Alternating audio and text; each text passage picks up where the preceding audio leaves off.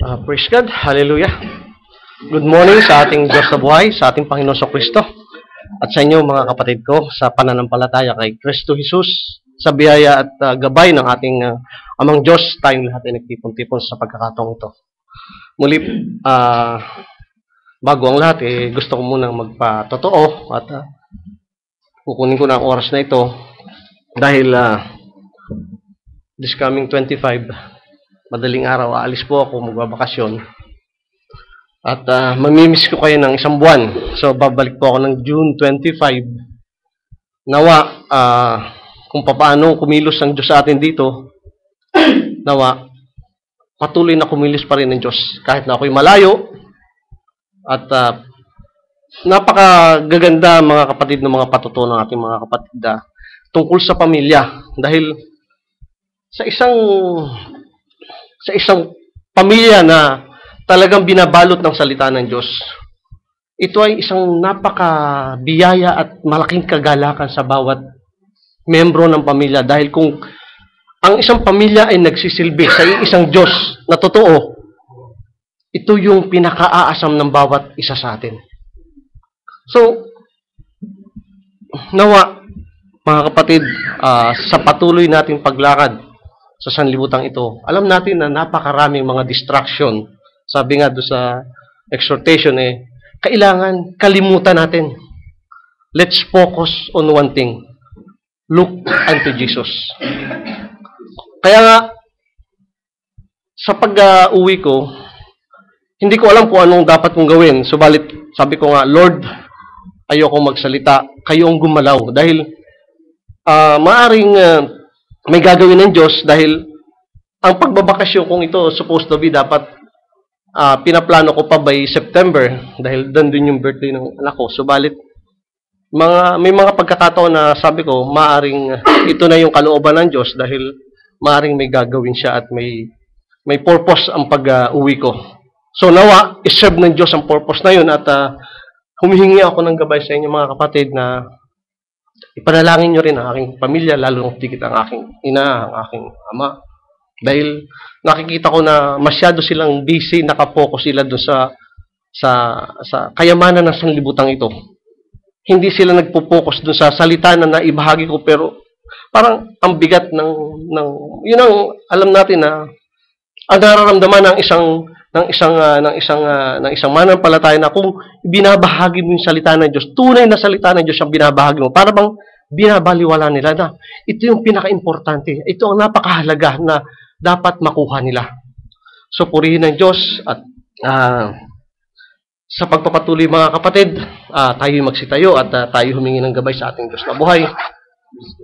Hallelujah, hallelujah. Dakilang Diyos, muli Lord God, nandito po ang inyong munting lingkod, humingi ng gabay at pagbibigay ng mga salita ninyo, Lord God, na nawa hindi ako ang makita, kundi ang inyong mga banal na salita. Gamitin niyo po, Panginoon Diyos. Alam ko po na wala akong kakayanan na magpaliwanag ng inyong mga banal na salita. Ako lang po, Panginoon Diyos, ay sumusunod sa inyong banal na pagtawag, Lord God. Kung ako man po ay talagang karapat-dapat na tumayo sa pulpitong ito, Lord God, kayo pong patuloy na maglinis sa akin na nawa ang mga salita na nanggagaling sa akin na hindi sa aking sarili, kundi sawayin niyo po ako, Panginoon Diyos, at ang inyong mga salita sa tulong at gabay ng inyong banal na Espiritu ang maibahagi, Panginoon Diyos. Hindi po ako ganun kahusay magpaliwanag ng inyong mga banal na salita, Lord God, subalit umaasa po ako na kayo po ang magsasalita sa aking mga kapatiran, Panginoon Diyos, maging sa mga nakikinig sa internet, Lord God, na nawa ang mga salita niyo ang patuloy na makinig nila, patuloy na maunawaan nila, Lord God. Muli, sana, Panginoon Diyos, sila po at ang bawat isa sa atin, sa aming Panginoon Diyos dito sa Qatar, Panginoon Diyos, ang bahaging ito ng katawan ng aming Panginoon sa Kristo dito sa Qatar, Lord God, nawa patuloy kami mag-focus sa inyong mga banal na salita, patuloy kami tumungin sa isa lamang kundi sa aming Panginoon sa Kristo, at patuloy po kaming manatili at gawin ang mga nakita namin sa aming Panginoon sa Kristo. Muli o Ama, kayo pong patuloy na mangusap, gamitin niyo po ang mga salitang, ang mga bibig na ito, Lord God, na daluyan ang inyong mga banal na salita lamang, Lord God. At kayo pong patuloy na magliwanag sa puso at isipan ko upang magamit ang pagal na katawang ito, Lord God. Muli, kayo na po ang bahala, Lord God, at binabalik ko po ang patuloy namin papuri, pasasalamat at pagdakilang ito, Lord God, sa paggamit nyo sa bawat isa sa amin, Panginoon Diyos. sa matamis na pangalan ng iyong bugtong na anak, ang aming Panginoong Kristo. Amen. Buksan natin mga kapatid ang ating aklat sa Book of Isaiah 45:22.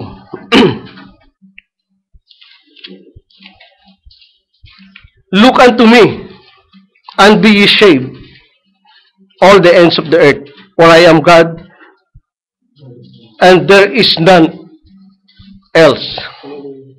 At sa Hebrew 12:2,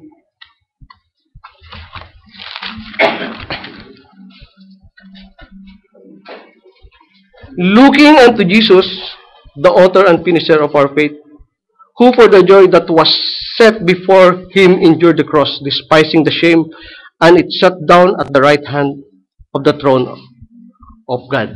Pwede na tayo umupo mga kapatid, at ang Diyos ang bahalang magpaliwanag ng kanyang mga banal na salita.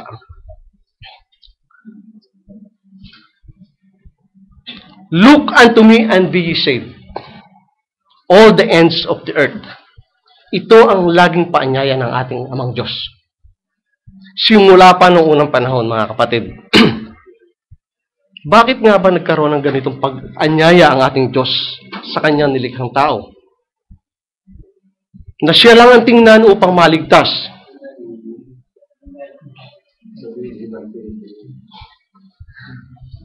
Alam nyo, nagsimula ito do sa Garden of Eden, mga kapatid. When Eve started to look unto that forbidden tree, and kainin niya yung bunga ng puno ng kaalaman ng mabuti at masama.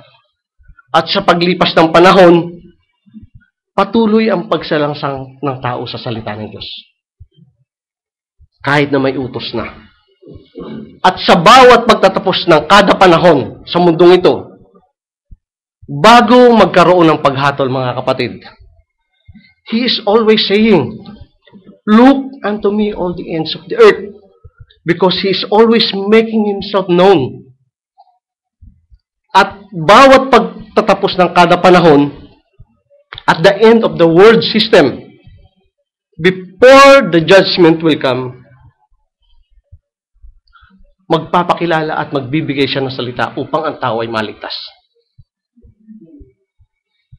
In the Old Testament days, until the coming of our Lord Jesus Christ, and finally in our present time, mga kapatid, in this closing of this end time, He is still inviting us, look unto me.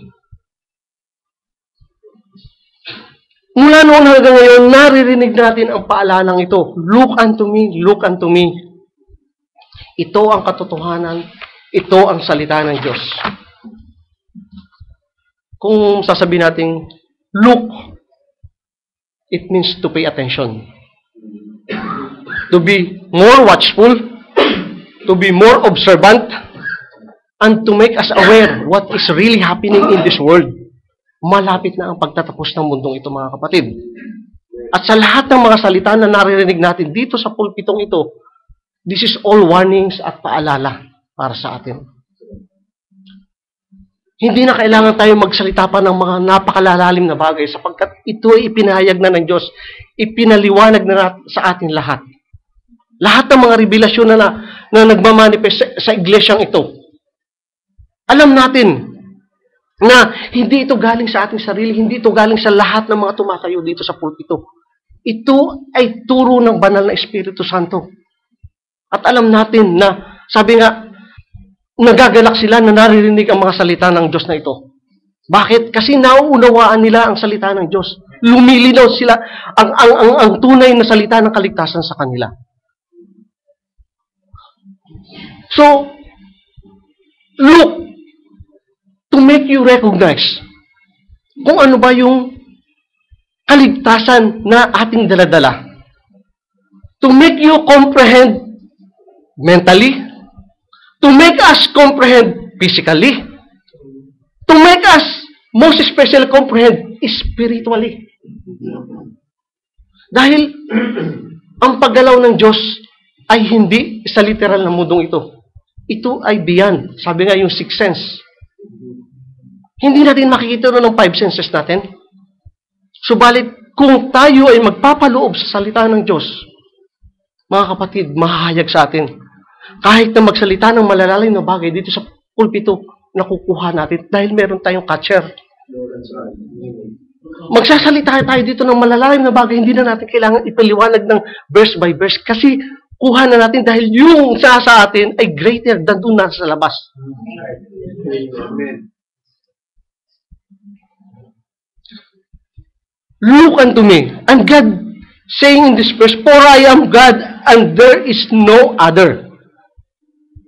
Sa panahon na ginagalawan natin, mga kapatid, there is very much confusion.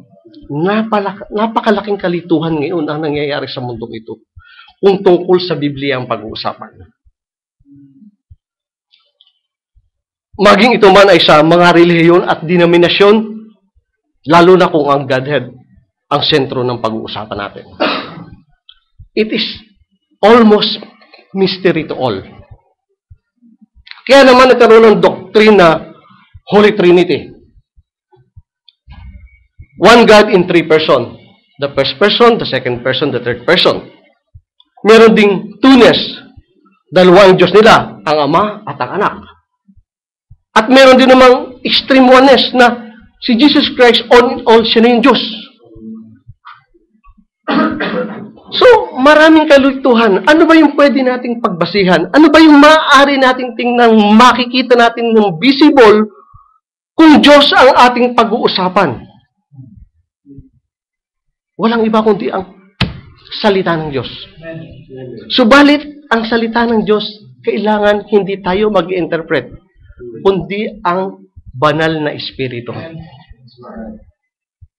The Word of God is the only answer. Makikita natin lahat ng kasagutan sa Bibliang itong hawak-hawak natin lagi. And this Bible is available in every corner of the earth. Information readily available in the World Wide Web. I-type mo lang yung the Bible. I-type mo lang yung Word of God. Search. Google. Ang dami. Ano pang idadahilan ng tao, mga kapatid? Plus the fact na ang pinakamabiling libro sa mundong ito ay ang Biblia. Hindi tulad nung unang panahon na bawal basahin ng ibang tao ang Biblia, kundi yung mga pare, yung mga ministro, sila lang ang may karapatang magbasa. Very limited person lang that can look on that Bible. Subalit, ngayon, mga kapatid, marami na ang tumingin, marami na ang nakabasa ng librong ito. Pero ang tanong, ano ba ang nakita mo nung tumingin ka? When you look, what really do you see? Amen. At alam natin, when you see, it means that understand. Amen. Do you really understand what you are reading? Do you really understand what you are hearing? At muli, babalik tayo dun sa sixth sense. Sa panahon na ito, mga kapatid, kailangan hindi na tayo bata. Sa tagal ng pag-stay natin, pakikinig ng salita ng Diyos, na lagi tayong may sharing tuwing Webes, tuwing Friday, na kung tayo ay nawawala pa rin dun sa kapahayagan na kung sino yung Diyos na sinasamba natin, kailangan parating balik-balikan natin ang salita ng Diyos. Kaya nung basahin natin, tayo ba ay may tamang kaunawaan? At kung tayo ay gabay ng ating Diyos sa tulong at gabay ng Banal na Espiritu, doon lang tayo magkakaroon ng tamang kaunawaan sa bawat pagbabasa natin, sa bawat pagtayo natin sa pulpitong ito. Ang hirap tumayo, mga kapatid, sa pulpitong ito na hindi mo nalalaman ang sinasabi mo. Maraming yung mga pastor na ang lalakas na loob na tumayo sa pulpito, nag-aagawan pa sila. Subalit, kung sa akin lang, mga kapatid, mas magandang nakaupo at nakikinig na salita ng Diyos. ayoko managot sa Diyos.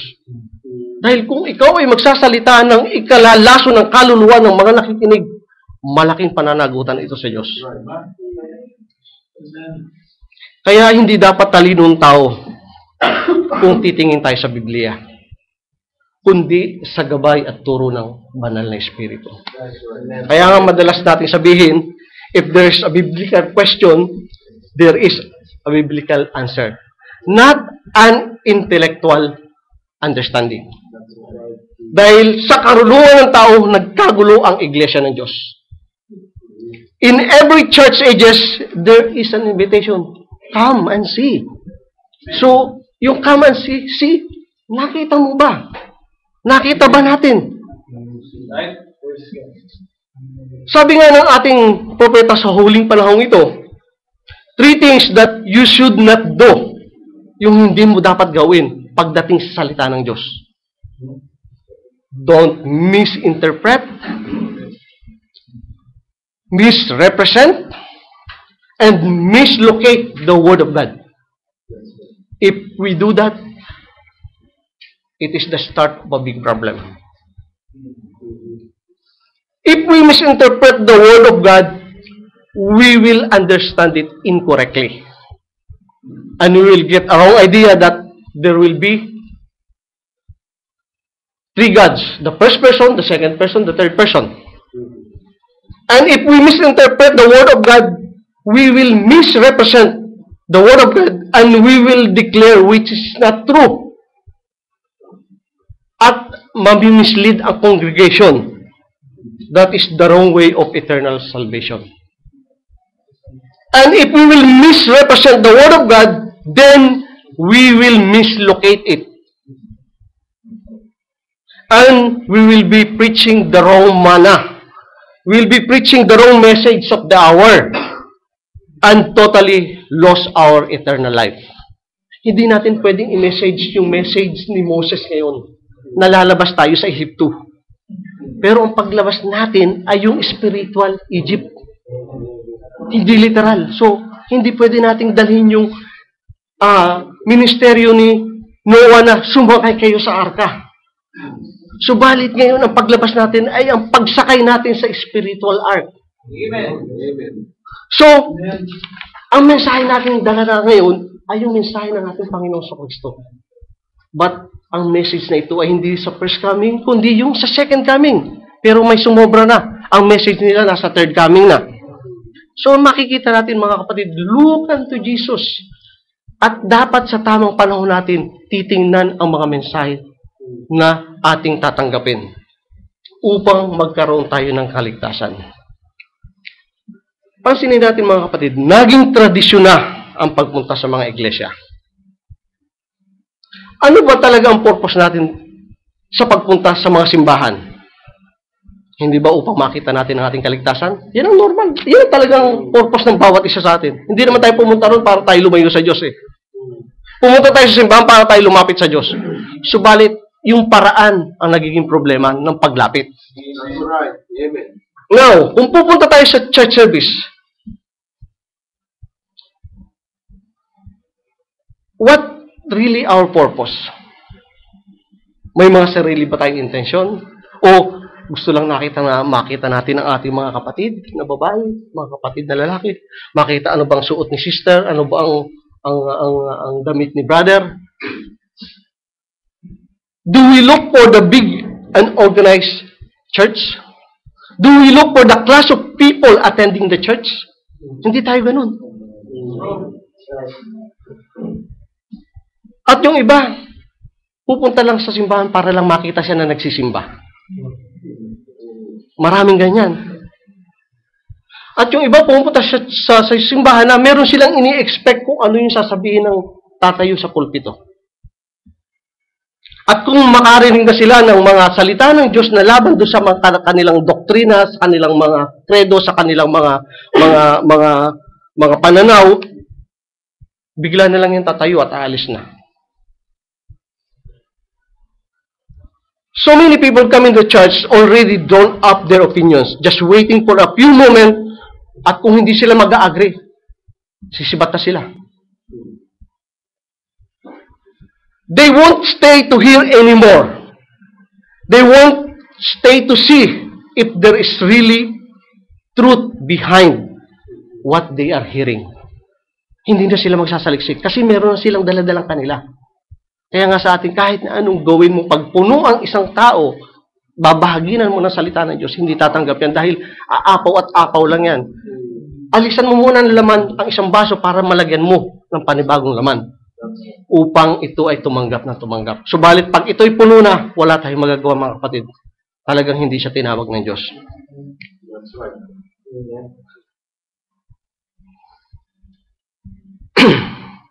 Kaya kahit sa sharing natin mga kapatid, marami na tayo nangyari. Naranasan ng mga sharing. Yung isang nakasharing namin na ang purpose lang niya para ibahagi mo sa kanya. Ayaw niya makinig doon sa mga binabahagi namin. Merong mga ganun na meron naman talagang kahit anong sabihin mo, hahanap at hahanap siya ng dahilan na asan to, asan to, asan to. Ito yung mga sign ng mga taong hindi ligtas, mga kapatid.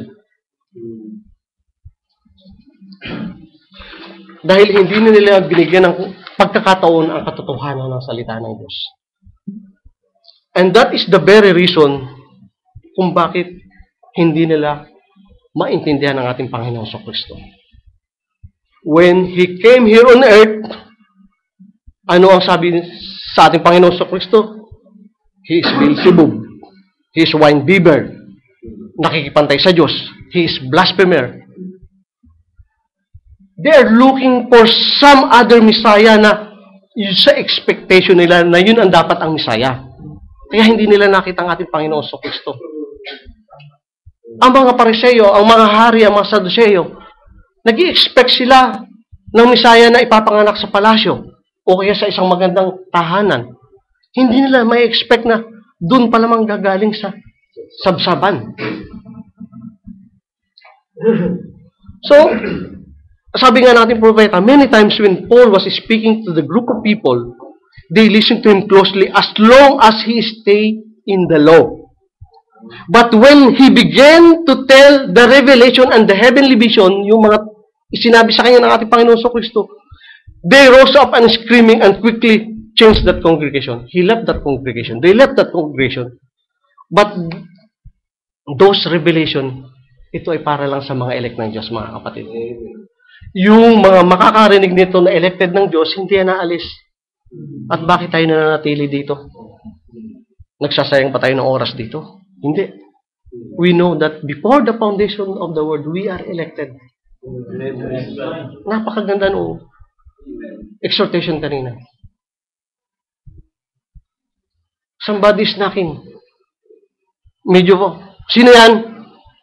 I am Jesus. Ay, hindi. Yung Baptist ang hinihintay namin. Yung Methodist ang hinihintay namin.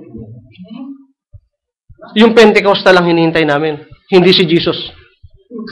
Pero sasabihin nila, I am Baptist, Christian Baptist. I am Methodist Baptist. Christian what? Ano yung ibig sabihin ng Christian? Tagasunod ni Kristo. Si Kristo na yung kumakatok sa'yo. Tinatanggihan mo pa. Literal, mga kapatid. Yung bautismo sa pangalan ng ating Panginoon Kristo. Mga alagad mismo ni John the Baptist nagparibaptize. Bakit ngayon ang hirap tanggapin ng mga tagasunod ni yung sinasabi nila mga Baptist? So, makikita mo, they are looking for something.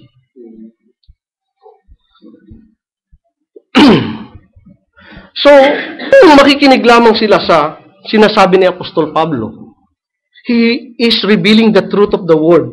He is by the word. Kung ano yung sinabi sa kanya. And during his time, it's not only a physical battle. It is physical and spiritual battle. So makikita natin na hindi lang yung katulad natin, napakagaan ang pagtawag sa atin dito.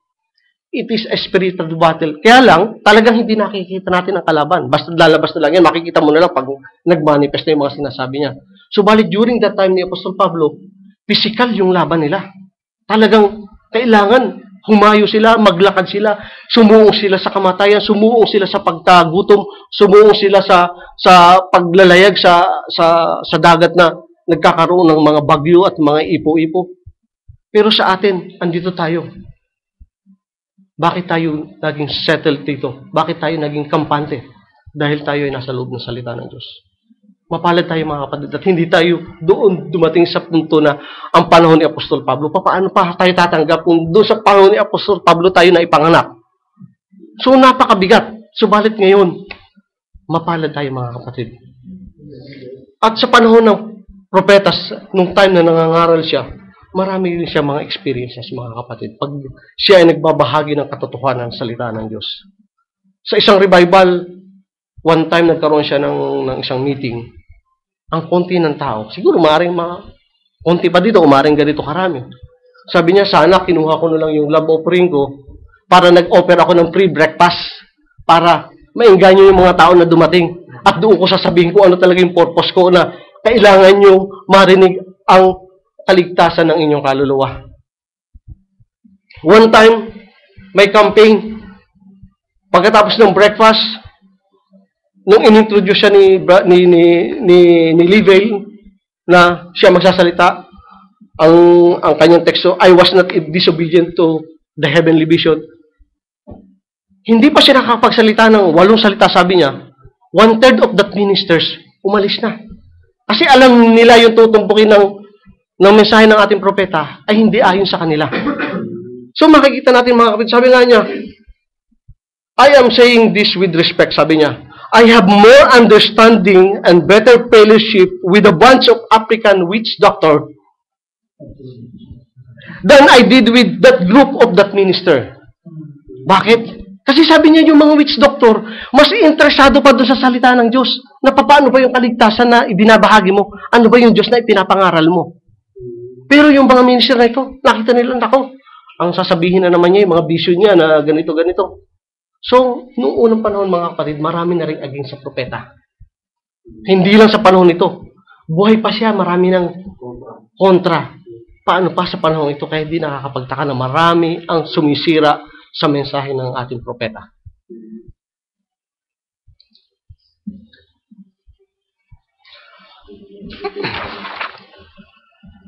So, ang isipan kasi ng bawat ministers, pagka ikaw ay nasa isang denomination, talagang ito ay nakapokus lang kung ano yung hawak-hawak niyong turo. And they got their mind already set up on that particular concept. That is the reason that they could not believe Jesus Christ during His first coming. At ito rin yung magiging dahilan sa pagbabalik ng ating Panginoon sa Kristo sa third coming at hindi rin siya makikilala. Hindi rin siya makikita. They will miss Him. At sa panahon ng dumaan, laging namimiss ng mga tao yung pagdating ng salita ng Diyos during that time, in every age. He revealed Himself to Moses, to Noah, to Elijah, and to all prophets. At sa panahon ng church ages, nagre-reveal din siya. Subalit, hindi nila maunawaan, hindi nila makita kung ano yung tunay na liwanag na salita ng Diyos. Sabi nga, sinasabi nilang naniniwala sila sa mga propeta dahil nga kay Moses, kay Noah, kay Elijah at lahat ng prophet na sila yung sinugo ng Diyos, sila yung nagsasalita sila ang Diyos sa pamamagitan ng propeta. Pero sila mismo yung pumapatay sa mga propeta. Ano sabi ng ating Panginoon Kristo sa Matthew 23:29, Woe unto you, scribes and Pharisees, hypocrites! Be ye build the tombs of the prophets and garnish the sepulchres of the righteous? Sila mismo. At ito ay katotohanan at talagang lagi ito ang nangyayari hanggang ngayon marami pa rin hipokrito mga kapatid. Sinasabi nang sila ay lingkod ng Diyos, subalit they reject the power of the Holy Ghost. They reject the very word that they are preaching for. At most of the time, marami ang nakatingin. Saan ba galing na seminaryo ang taong ito? Saan ba galing na Bible school o kolehiyo ang taong ito?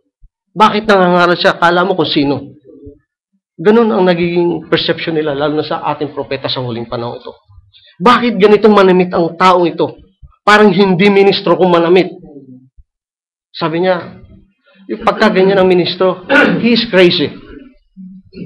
Dahil hindi siya nakadamit na pang ministerial suit. Kaya nga sabi ni Father Banham, if it kung yan ang kaso, sabi niya, ako pala ay siraulo sa buong buhay ko. Dahil hindi ako nagsusuot ng mga ganong ministerial suit. So lately na lang siguro nakikita natin na nagsusuot siya ng mga ganong mga pananamit. So, maging sa pagsasalita sa mga grammar, kukwestiyonin mga kapatid. Ito yung tinitingnan nila. Kasi ito yung gusto nilang tingnan. Hindi nila tinitingnan kung ano ba yung sinasabi ng propeta sa huling panahong ito. Sabi niya, mali yung noun and mali yung pronoun niya. Sabi niya, aaminin ko, mali yung aking noun, mali yung aking pronoun. Hindi ko alam yan. Matagal ko nang pinag-aaralan yan nung grade 3 pa ako. Ngayon hindi ko na malaman. Ang kilala ko lang ay ang ating Panginoon Kristo in the power of His resurrection. He is the same yesterday, today, and forever. Yun lang ang kilala ko. At yun ang kailangan natin sa ating kaligtasan. Hindi yung noun and pronoun, hindi yung tayo ay napakahusay magsalita. Kaya, sa pagtayo natin ito, huwag natin isipin na wala tayong kakayanan. Talagang wala tayong kakayanan, mga kapatid. Subalit pag ginamit ka ng Diyos. At kahit naman ikaw ay matalinong tao, kung magpapagamit ka sa Diyos, praise God. At ito ay nakikita natin, mga kapatid. So, nakakagalak. Dahil ang lahat ng paghimay sa salita ng Diyos, ibinubuo sa atin dito. Pasalamat tayo, mga kapatid. Dahil dito tayo tinitipon ng Diyos upang hanggang sa pag-agaw, walang mawawala sa atin. It is our choice. Kung tayo ay mawawala pa sa salita, mananatili sa salita, o aalis pa tayo sa salita ng Diyos.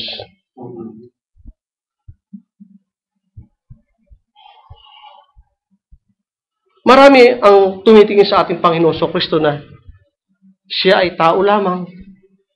Siya ay church founder lamang. Marami na they see Him as a new creed added to the old doctrine, sabi ng ating propeta. Marami na siya ay legend o myth lamang. Sometimes, sabi niya, He is Santa Claus. And sometimes, He is the baby lying on the manger.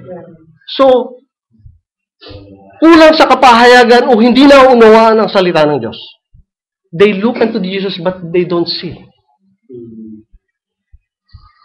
But if they will only look into the Word of God instead of their tradition of that day, they would know He is the Son of God. Amen. Because Bible plainly declare His full coming, and He came in the full revelation of the Word of God. And each generation reveals Him, ang sabi ng ating propeta, in the full revelation that's allotted for that time. And in this generation, Jesus Christ must be revealed in the complete and perfect fullness of God's Word. At ito ang ginagawa sa atin, mga kapatid. Kaya napakahalaga ng bawat pagtitipon natin tuwing Friday, sa sharing natin tuwing Thursday, at kung meron pa tayong ibang pagkakataon, gawin natin. Huwag tayo manghinayang doon sa oras na makapagpahinga man lamang o mas mahalaga ang kaligtasan ng ating kaluluwa kaysa dito sa pagal na katawang ito. Ito pansamantala lang yung pagkapagal natin dito.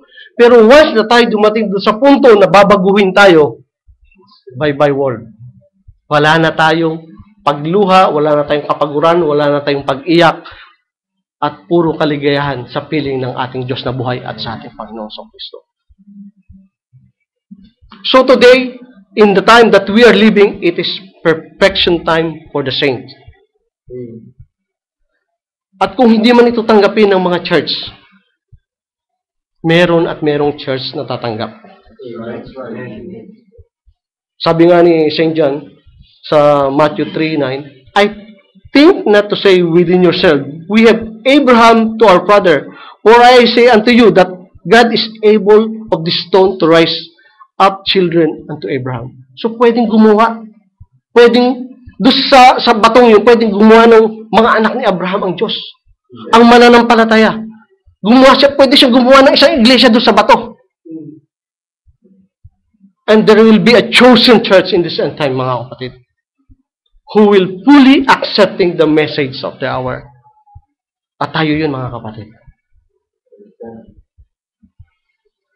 Because what God said, God is fully able to perform. What He has promised to do, and Abraham realized that promise. Against all odds, he held on that promise. He staggered not. How many years? 25 years? He waited for this promised son. Because God made him that promise. And if we are the spiritual seed of Abraham, God made the promise in this end time. And His promise today, it is just as sure to be revealed to us as it is revealed to Abraham. Pareho din na i-reveal sa atin kung paano dumating. Nag-promise siya na dadating ang anak. Ganun din sa atin. Darating din yung anak niya in that meeting in the air. For we are the children of Abraham, being dead in Christ, we are Abraham's seed, and according, and it is, tayo ay tagapagmana dun sa kanyang pangako. We staggered not like an eagle, waiting for the promised son, and we meet our Lord Jesus Christ in the air, mga kapatid. Kung babalikan natin, mga kapatid, sa Old Testament, sige hasi, mga kapatid, during the time, yung hari ng Syria, nagtataka, bakit nalalaman? Sabi, meron pong isang tao ng Diyos na siya po yung nagsasabi na ganito yung mga plano natin.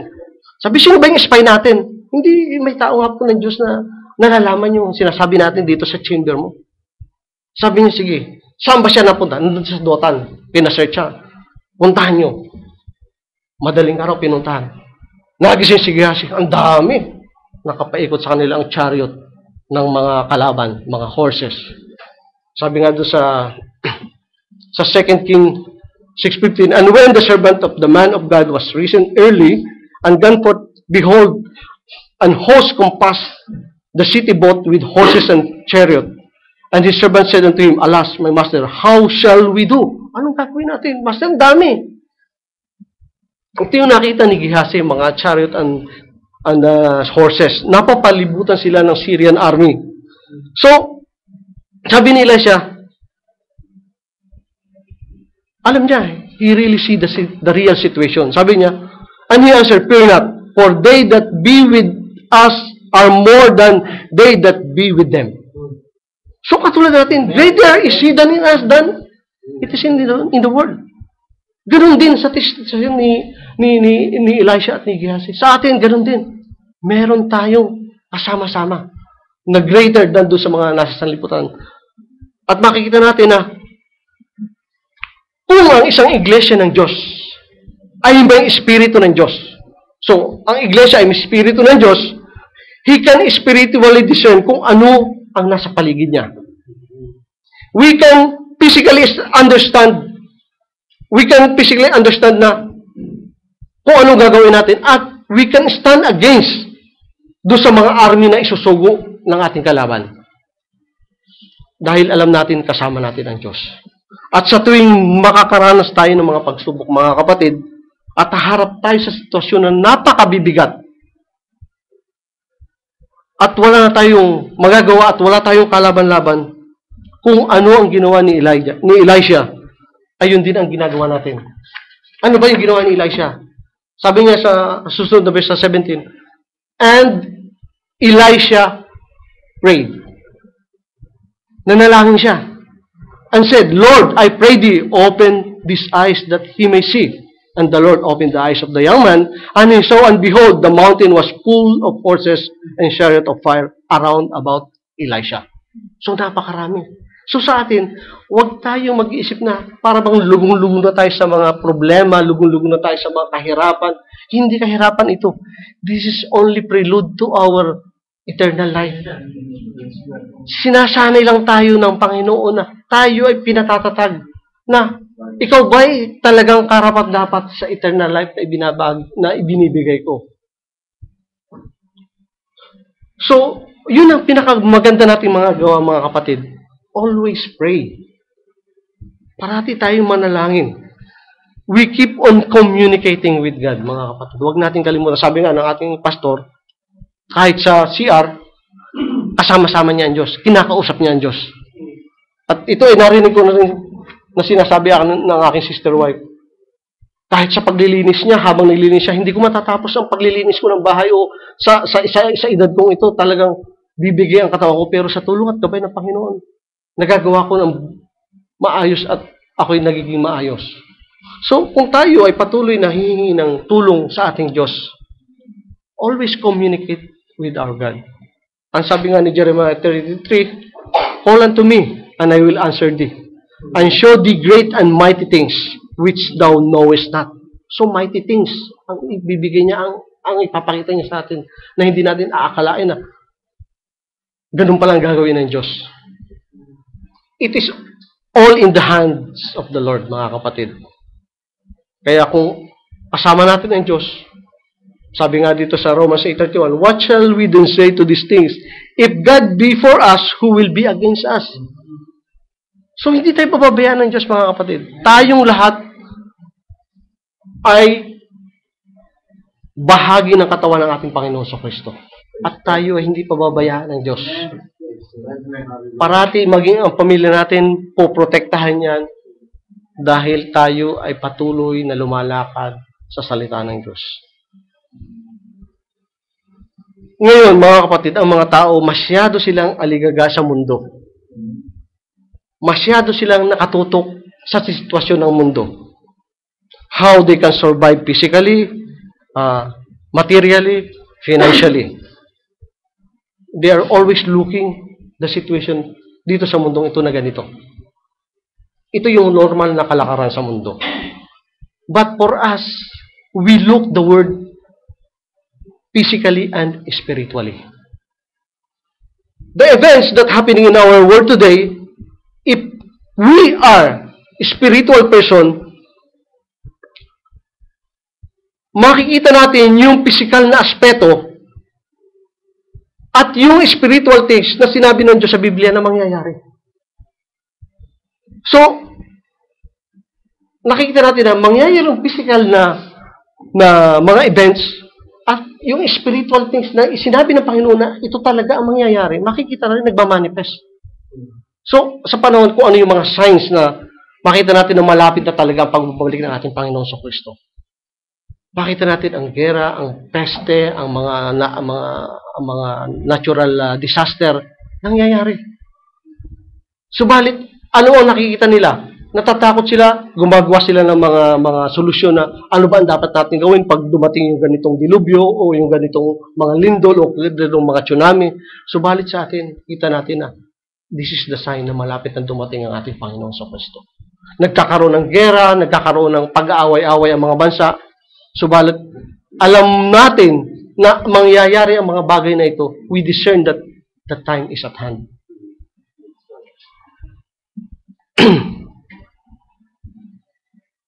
Kasi ngayon mga kapatid, ang tao, they are focusing how to live longer in this world. But we, the spiritual people, focusing on eternal life that God has promised us. Yun ang pinupokus natin. Yun ang tinitingnan natin. We're looking for that life. We're looking for that promise that one day there will be a body change. In the twinkling of an eye, we'll be caught up in the air and we will meet the Lord in glorified condition, mga kapatid.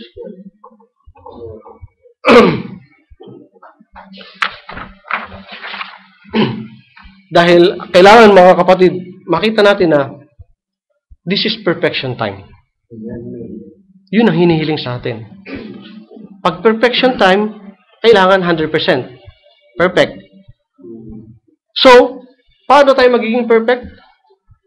We have only to look unto Jesus. Dahil siya lamang ang perfecto. Sabi sa Hebrew 5:9, and being made perfect, He became the author of eternal salvation unto them that obey Him. The only thing we do, to look unto Him and obey Him. Look unto Jesus.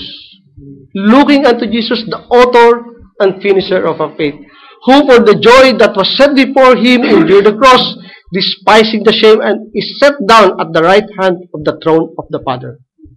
Kaya nga, parating nababanggit natin, saan ka tatayo kung haharap ka sa paghatol? Kaliwa o kanan? But we, the spiritual people, we, the part of the body of our Lord Jesus Christ, alam natin, kasama tayo nakaupo ng ating Panginoon sa Kristo na humahatol sa kaliwa at sa kanan. So, sa panahon natin mga kapatid, we are in a very chaotic situation.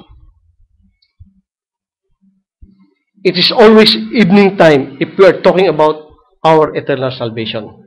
Sa panahon natin, marami ang nangangaral ng eternal salvation, pero ang dilim-dilim ng kanilang mga turo. Hindi natin maunawaan at marami ang confused sa mga bagay na ito. Maging lahat ng mga denomination, confused sila sa eternal salvation.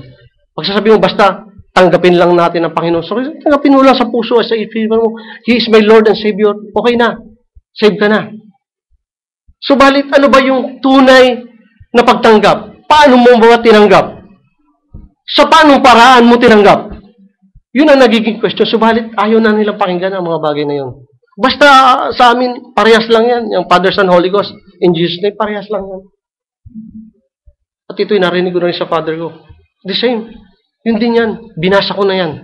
Subalit, ang nakakalumo, ibinabahagi mo na yung tunay na kaligtasan, subalit ayaw nilang tanggapin. Look unto Him that give eternal life, because sa ating Diyos na kilala ay walang confusion, mga kapatid. Dahil sabi nga sa 1 Corinthians 14:33, for God is not the author of confusion, but of peace.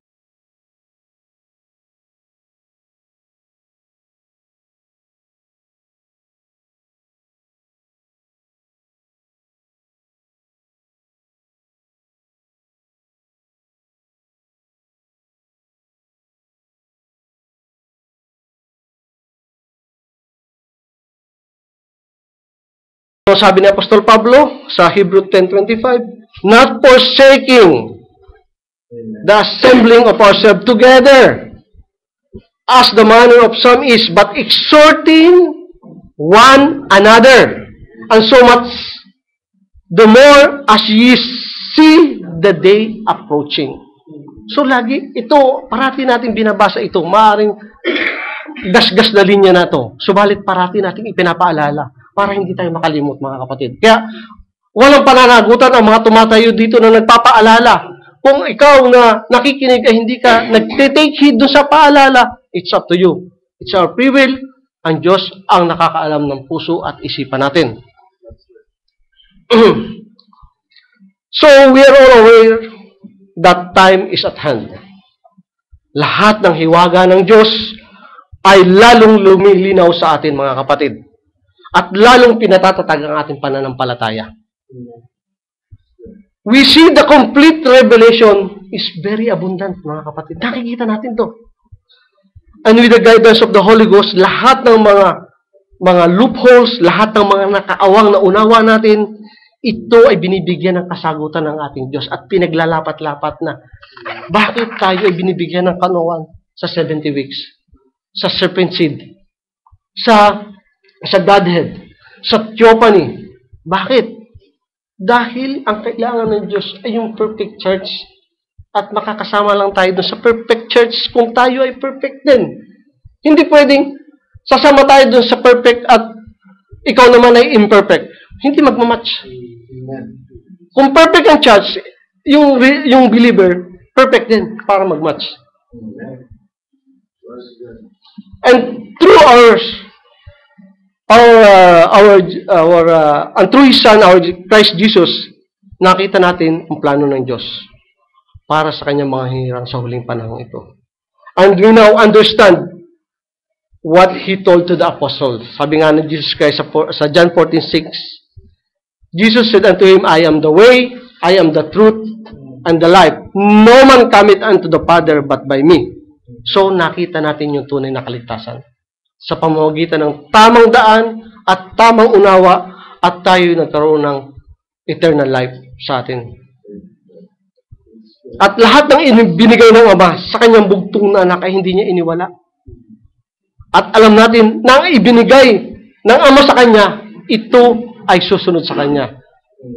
All that Father giveth me shall come to me, and him that cometh to me I will in no wise cast out, hindi niya aalisin. Kasi ibinigay ng Ama yan eh. Subalit, kailangan marinig natin na pagka tumawag yung pastol natin, we take heed. Kailangan sumunod tayo. Hear it my voice, but you have to follow. Narinig mo yung salita ng Diyos, sumunod ka ba o hindi? Narinig mo ba yung salita ng Diyos? Naunawaan mo ba? Hindi. Kasi kung hindi mo naunawaan, hindi ka susunod. Tumatawag na yung pastol na tutulog na o kakain na. Tapos andun ka pa, pag-gala-gala, ay tutulog na pala. Ay merong wolf. Pag-gala-gala doon, kinain ka. So, huwag tayong maging ganun. Dahil nakaabang lang si Satanas, mga kapatid. Naghihintay lang ng konting dalaw mo kaunting awang mo lang para sakmalin ka. Huwag tayong magpasakmal kay Satanas, mga kapatid. Kung babalikan natin kung paano nakita natin ang ating kaligtasan sa bawat pagtawag sa atin, ito yung pinakadakilang araw sa atin. Sabi nga ng ating kapatid sa 20 years nilang pagsasama, ito lang yung nakita niya pinakamasaya. Kasi iba talaga ang kaligayahan, ang kasayahan, ang kapanatagan na ibibigay ng salita ng Diyos. Pag ang isang pamilya ay buo sa salita ng Diyos. Yun lang talaga. At ito naramdaman ko rin, mga kapatid. Dati noon talagang parang ang pagpapaalam ko kay Mrs. Mag-sharing na kami sa Friday, baka hindi ako makarating, hindi tayo mag-chat-chat. Sige, okay lang. Walang response na para bang walang encouragement. Pero later on, nung maunawaan na niya yung salita ng Diyos, uy, siya na nagpapaalala. Uy, Friday na o Thursday na. Kung kayo ngayon may sharing kayo. Oo nga, sabi ko. So, makikita natin na hindi na tayo yung nagpipilit sa kanila. Sila na mismo yung nag-encourage sa atin. So, sa ating mga sister, yun ang encouragement na hinihingi namin sa inyo.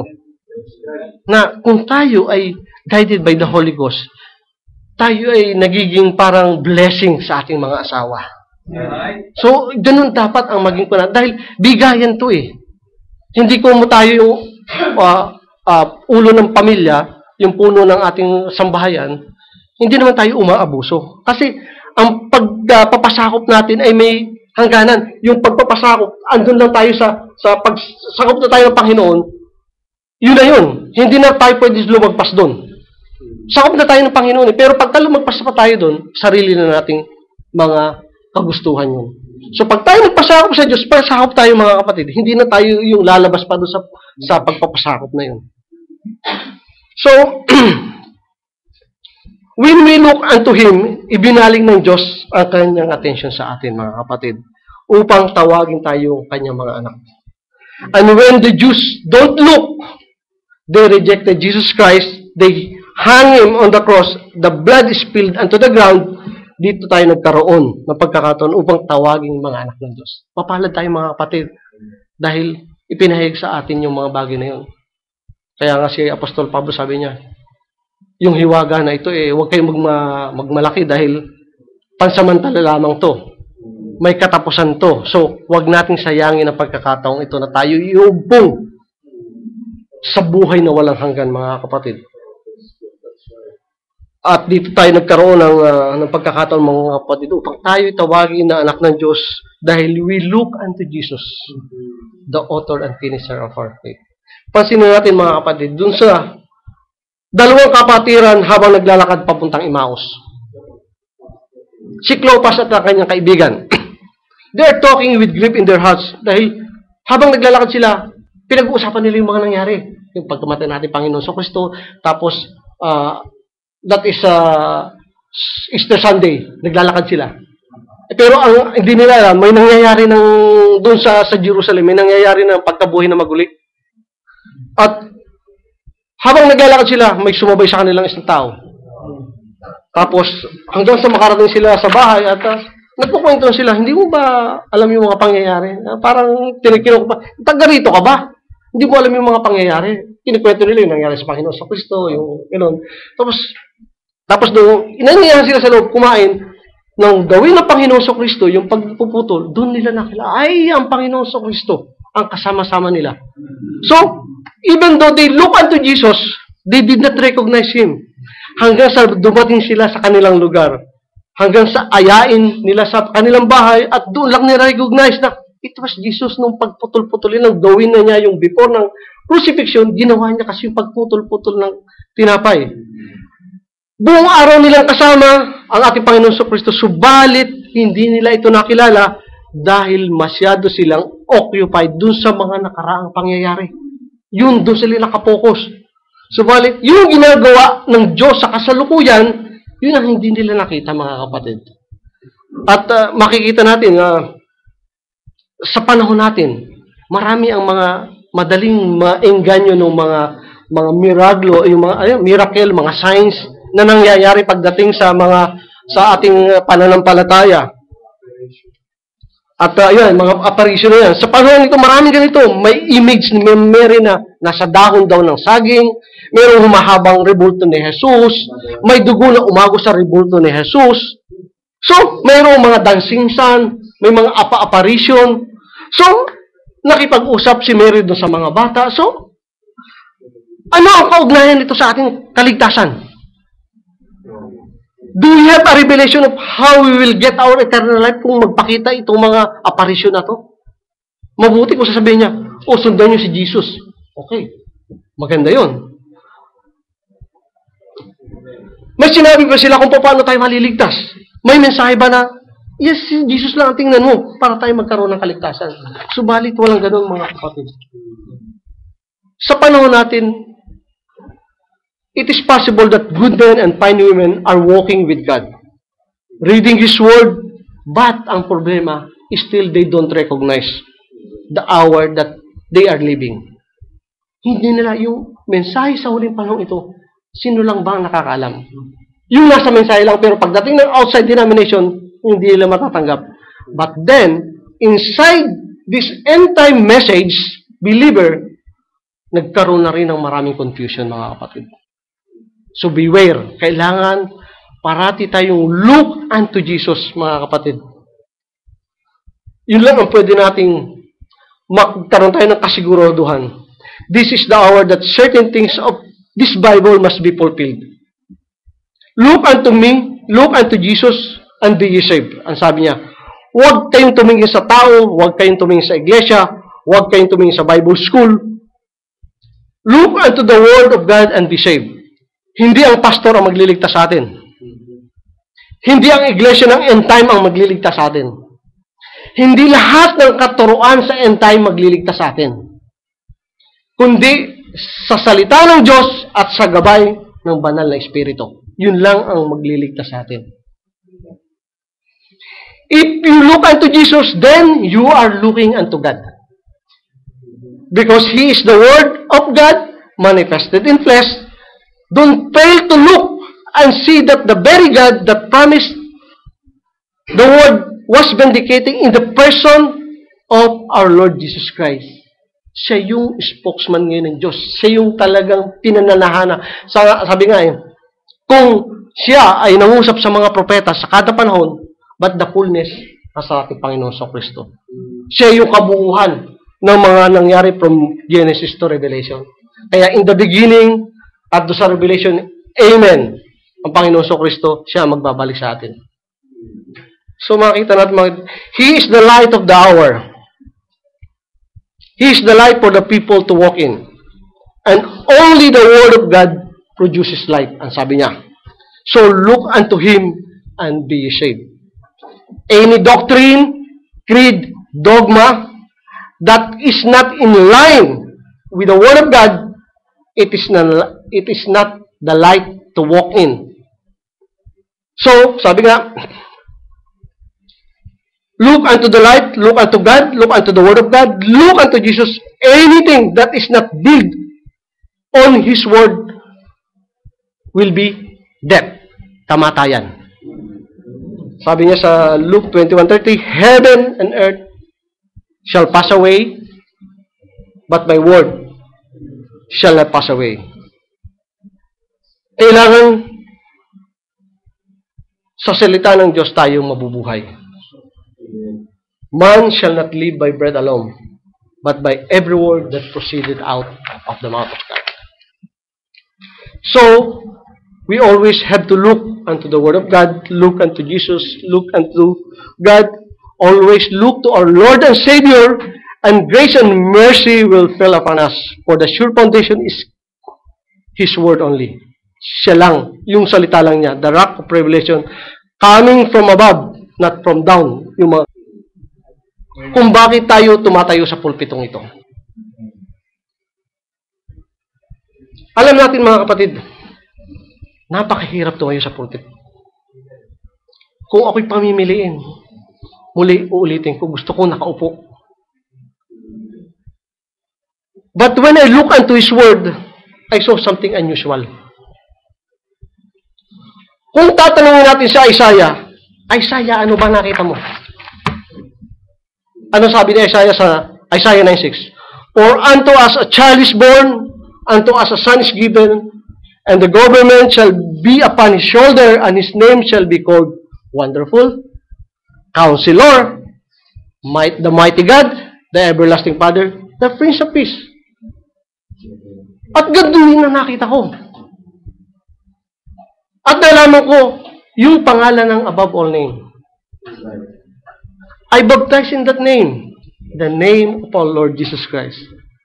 At I'm sure nakita nyo rin mga kapatid, that we are baptized in the name of our Lord Jesus Christ.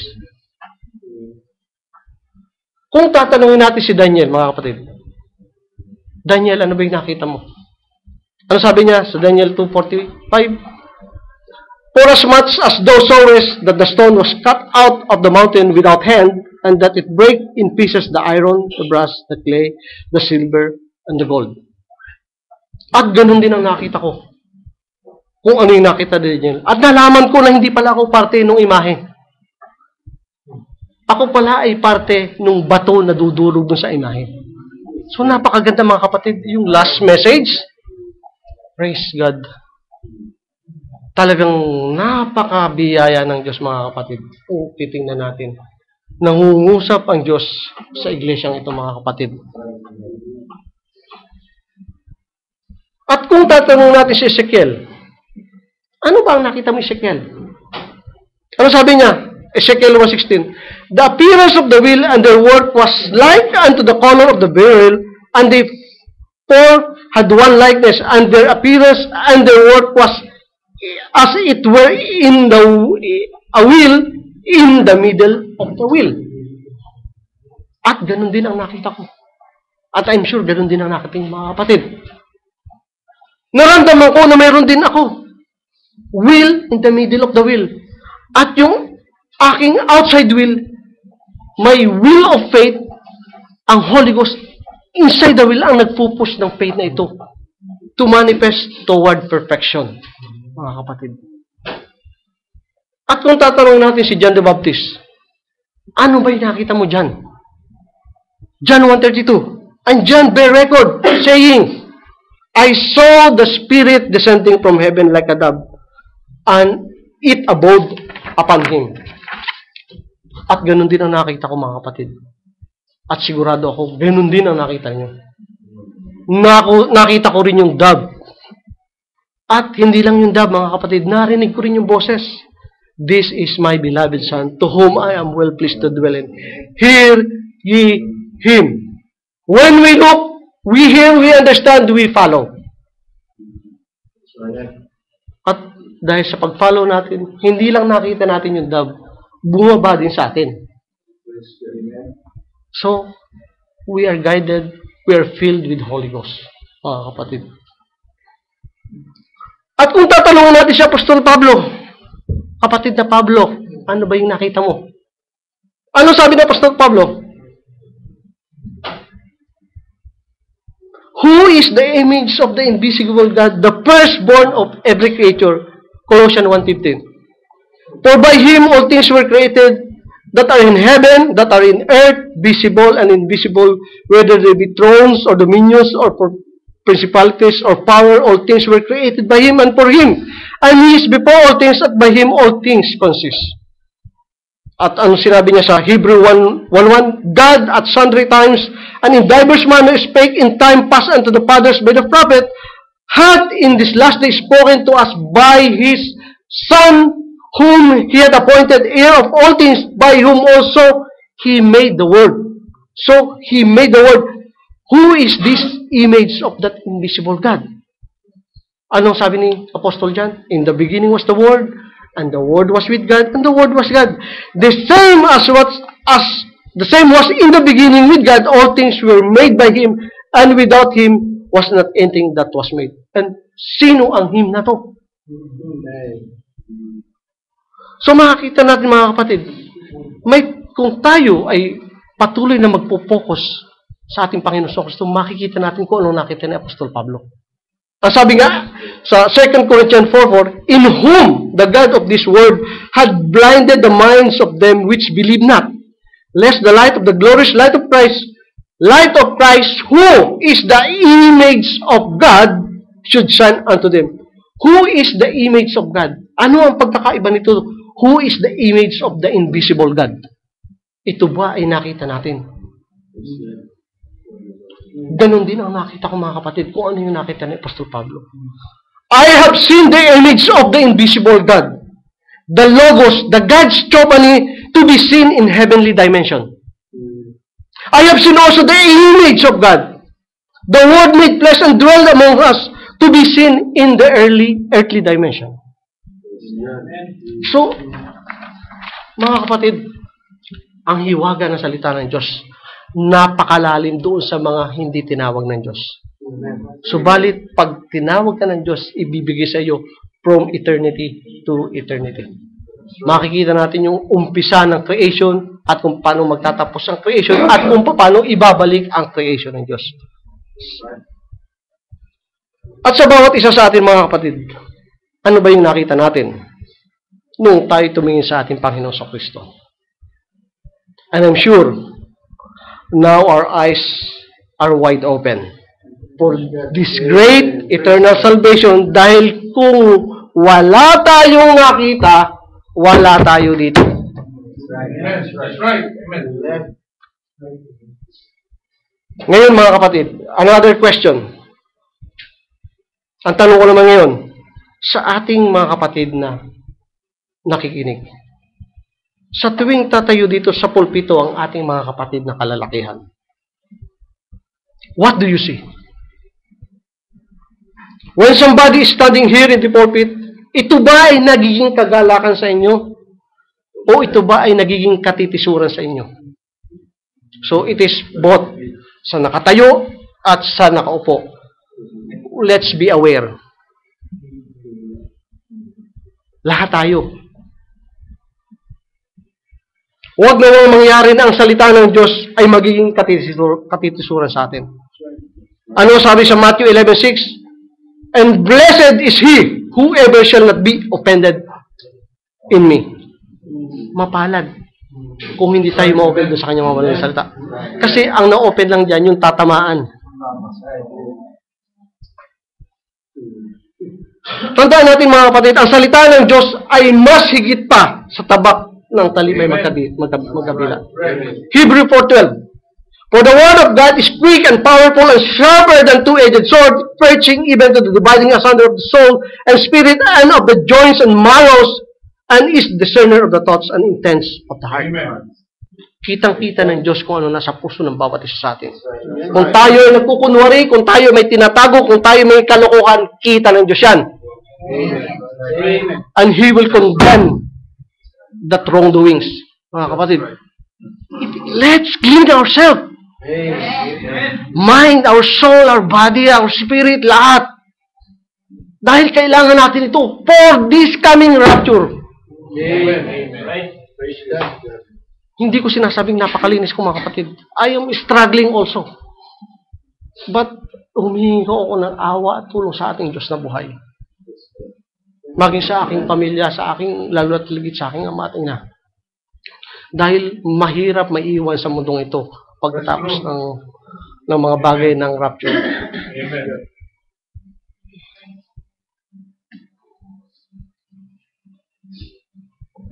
When the preacher delivered the sermon in this pulpit, sa bawat salita ng Diyos na mula sa pulpitong ito, tayo ba ay nakakaramdam pa ng hiwa sa puso natin? So we have to praise God dahil kung tayo ay nakakaramdam ng mga hiwa, it means nagpapaalala ang ating Diyos. Maaring mayroon tayong nagagawa na hindi kalugod-lugod sa Diyos, o maaring mali ang ating ginagawa at itinutuwid tayo ng Diyos. Magpasalamat tayo mga kapatid dahil nangungusap ang Diyos sa atin. Amen. Huwag nating isipin na pinipersonal tayo ng mga tumatayo dito. Dahil kung sariling salita lang namin ang tinatayo dito, maaaring ganun nga. Subalit kung salita ng Diyos ang naririnig natin, we have to take heed. It might be a warning or a reminder sa atin. At nawa, huwag ding dumating sa puso natin na babaliwalain natin yung mga pagtuwid sa atin ng salita ng Diyos. Kasi mahirap yung para tayong pato na bubuhusan ng tubig na nag-i-slide na yung tubig na hindi nababasa yung pato. Huwag na tayo dumating sa pagkakataon na binabaliwala natin yung mga pangaral, binabaliwala natin yung mga paalala. Kung tayo na dito sa church, i-concentrate natin yung sarili natin sa church, mga kapatid. Hindi tayo paggalagala doon sa labas. Hindi, ang oras ng church, 8 to 12 or 8 to 11:30. Anong oras ng breakfast? Kayo nakakaalam. Kailangan, let's be aware. Self-control sa atin, self-dico natin yung sarili natin. Nakakahiya sa Diyos na nakikinig yung mga kapatid dito, pagala-gala yung mga iba dyan. Nakakahiya sa Panginoon, mga kapatid. I'm saying this, pero ayokong magsalita ng actual na nakita ko, nasasabihan ko kayo. Bilang deacon, marami kaming deacon dito. Bilang deacon, nagsasalita ako sa inyo. Ayusin natin ang oras natin dito. Hindi yung nandun tayo, nagkakape tayo. Nandun tayo, nakaupo tayo, nakikipagkwentuhan tayo. Mali yan, bro. Sister. Hindi tama yun. Amen. Amen. That's right. Amen. Nawa, huwag dumating sa puso natin na babaliwalain ng lahat ng mga bagay na ito. Ang mga pagtuwid sa atin, huwag natin baliwalain mga kapatid. Huwag natin tatawanan lang. Kasi bilang deacon, brad, sister, pag nagsalita kami na hindi kami sinunod, ang sama ng aming kuwan, parang nakakahiya sa Panginoon. Amen. Huwag na tayong dumating na kayo pa ang sasabihan na, sis, mali yan, umupo ka dyan. Sis, hindi oras ng ganito yan. Dapat nandito tayo sa loob, nakikinig tayo, hindi tayo nagkukwentuhan doon. So always look and listen. Amen. Ang mensahe tuwing Friday na ito ay para lahat sa atin. Right. Sa ikatututo natin, sa ikatutuwid natin, sa ikakangalak natin, o sa ikatitibay natin. God is reinforcing us for final preparation, mga kapatid. Kaya marami ang mensahe ng pagtutuwid at pagpapaalala. God now is in His final stage of His construction. Kung paano pinagawa niya si Noah ng arka para sa kaligtasan ng tao before judgment at ang gopher tree ay sinelyuhan ng sahig in this end time bago ang judgment, mga kapatid. God is building an spiritual ark. He is building a church through our Lord Jesus Christ. And being the part of our Lord Jesus, being the part of the body of our Lord Jesus Christ, our soft body must strengthen before the judgment come. We must be sealed by the Holy Ghost to withstand against the great force of evil and be lifted up to meet our Lord in the air bago ang judgment. And by the grace and mercy of God, by looking unto Jesus, nagawa natin ang dapat natin gawin upang maging bahagi tayo ng totoong iglesia ng Diyos. Naging bahagi tayo ng katawan ng ating Panginoon Kristo. Keep on looking unto God. Keep on looking unto Jesus. Don't hold down the bar. Malapit na tayo sa finish line, mga kapatid. Huwag na tayong magpatalo pa. malapit na tayo. Basahin ko ang Ephesians 4:29 hanggang 32. Let no corrupt communication proceed out of your mouth, but that which is good to the use of edifying, that is, may minister grace unto the hearers. And grieve not the Holy Spirit of God, whereby you are sealed until the day of your redemption. Until the day of the rapture, that meeting in the air. Nasalubungin natin at Panginoon Kristo sa loob. Let all bitterness and wrath and anger and clamor and evil speaking be put away from you with all malice. And be ye kind one to another, tender-hearted, forgiving one another, even as God for Christ's sake had forgiven you. So kung may mga pagkukulang ang ating mga kapatid, sa biyaya at awa ng ating Diyos na buhay, sa gabay ng ating, sa biyaya ng ating Panginoon sa Kristo, magagawa natin mga kapatid. Kasi hindi naman tayong nabubuhay sa sarili natin, kundi we have that mind of Christ. Amen. So just keep on looking unto Jesus, mga kapatid. When we look unto Jesus, we are looking unto God. We are looking from eternity to eternity. We have seen the baptism in the name of the Father and of the Son and of the Holy Ghost. We have seen the baptism in the name of our Lord Jesus Christ. At tayo ay gumanap ng mga bagay na ito. We have seen the Alpha and the Omega. We have seen the wheat and the tares. We have seen the wise and the foolish. We have seen the choppany body. We have seen the body change. We have seen the glorified body. And most of all, mga kapatid, what we see. We have seen that our name is written in the Lamb's Book of Life. Being Miss Jesus Christ, asawa ng ating Panginoon sa Kristo, na-reveal sa atin ang mga bagay na ito, mga kapatid. By looking unto Jesus. So mga kapatid, there is only one thing that still we want to see. The final hour that we are waiting for, that meeting in the air to manifest in our body. Turning our body from corruptible to incorruptible. Ano sabi sa 1 Corinthians 15:52? In a moment, in a twinkling of an eye, at the last trump, for the trumpet shall sound, and the dead shall rise incorruptible, and we shall be changed. For this corruptible must put incorruptible, and for this mortal must put on immortality. The final call, the trump of God, that we will be caught up together, and we will meet our Lord Jesus Christ in the air. And we are forever be with our Lord God. Basahin ko yung Thessalonians 14:16 hanggang 18. Ito yung parating hinihintay natin, mga kapatid. Nanawa, mangyari na. Tuwing 8:30 na mag-multiply tayo na mangyari na ang mga bagay na ito. For the Lord Himself shall descend from heaven with a shout, with the voice of the archangel, with the trump of God, and the dead in Christ shall rise first. Then we which are alive and remain shall be caught up together with them in the clouds to meet the Lord in the air. And so shall we ever be with the Lord. And what we are doing, wherefore comfort one another with this word. This is the promise of eternal life. Salamat at nakasumong tayo ng awa sa ating Amang Diyos, sa biyaya ng ating Panginoon sa Kristo. God bless you, brothers and sisters.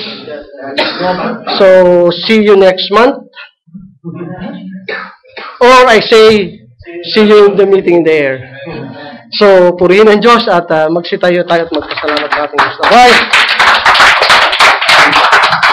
Hallelujah, hallelujah. Dakilang Diyos, muli Lord God, nagpapasalamat po kami sa mabiyayang oras na ibinigay niyo po sa amin, Panginoon. Nanawa, patuloy niyo po kami bigyan ng malalalim na conviction to look unto Jesus, to look unto God, to look unto your Word of God, upang patuloy kaming manatili at patuloy kaming magkaroon ng kagalakan sa inyong mga banal na salita. Patuloy po kami humingi ng paggabay, maging sa lahat ng mga nakakinig sa internet, Lord God.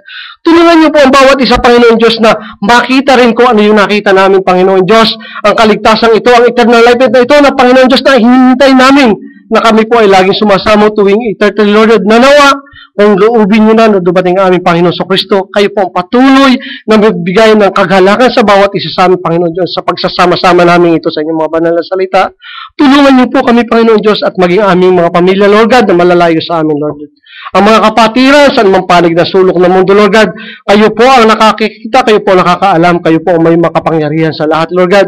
You are omnipotent, omniscient, omnipresent, Panginoon Diyos. At alam po namin na kung ano po ang pinapahayag niyo sa pagkakataong ito, sa bawat hinirang na pinili niyo sa kada lugar sa ibang panig na sulok ng mundo, Lord God, ito man po ay ipapahayag niyo sa kanila at maging sa amin ng Panginoon Diyos, magpapahayag kayo sa mga ipinahayag niyo, Panginoon Diyos, sa mga ibang kapatiran sa anong panig ng sulok ng mundo. Muli, Lord God, kagalakan, katuwaan, Panginoon Diyos, na patuloy kaming manatili sa inyong mga banal na salita hanggang sa dumating ang araw ng pag-agaw. Muli, humihiling po kami, Panginoon Diyos, ng paggabay ninyo. Kayo po ang patuloy na mangusap sa puso at isipan ng bawat isa, Lord God. Muli, salamat, Panginoon Diyos, sa patuloy na pagbibigay ng kagalakan ito, Lord God. Purihin kayo, dakilain kayo, sambahin kayo sa pangalan ng aming Panginoon sa Kristo. Amen, Lord. Hallelujah.